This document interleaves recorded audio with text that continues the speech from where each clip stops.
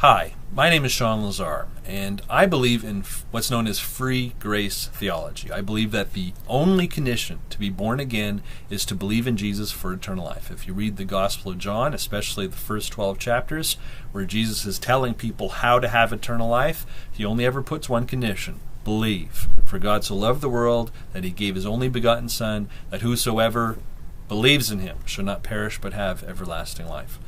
Growing to spiritual maturity, having a abundant life or sanctification, that's a different story. But being born again and receiving eternal life is simply by believing in Jesus. No behavior change required, no works required. We are justified by faith apart from works. Now, some of our critics, when they hear that, they call that cheap grace. Have you ever heard that term, cheap grace? I believe it comes from Dietrich Bonhoeffer's book, The Cost of Discipleship, where he was criticizing the Lutheran churches of his time for giving sacramental forgiveness to people who were belonging to the National Socialist Party in Germany. And so he was saying we shouldn't be giving away cheap grace, this kind of sacramental forgiveness through the Lord's Supper, the Eucharist, and things like that to these people. We should be requiring them to be disciples.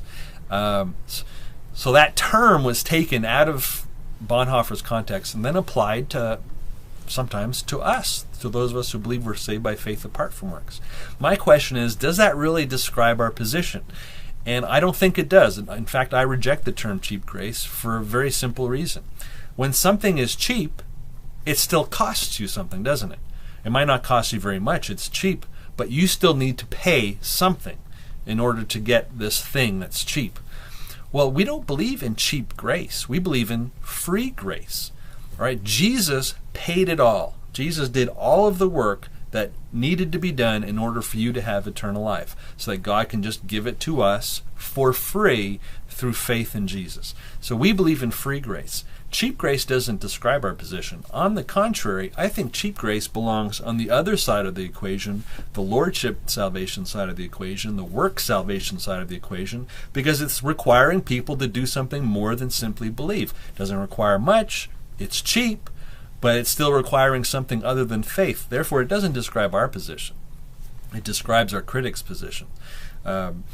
Lordship salvation, lordship theology, there's a big spectrum on how many good works are necessary, or how much behavior change is necessary to be born again, or to stay saved, or to get eternal salvation. Some people, especially in the holiness kind of movement, they believe you need to be perfect, right?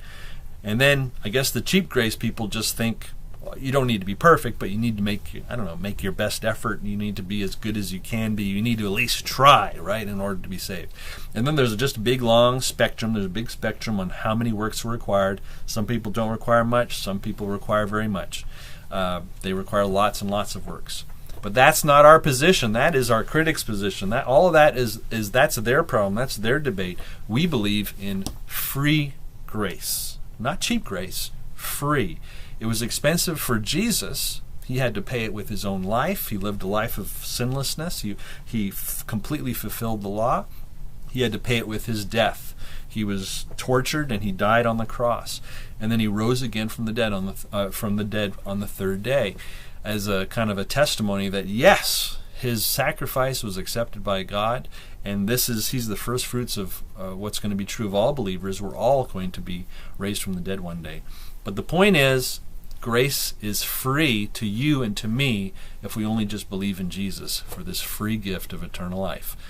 And if you haven't done that today, I'd encourage you to simply believe in Jesus for the promise that he's made in John 3:16, John 3:36, 5:24, and 6:47, and elsewhere. Jesus promises you eternal life if you just believe in him for that gift. Grace isn't cheap, it's free.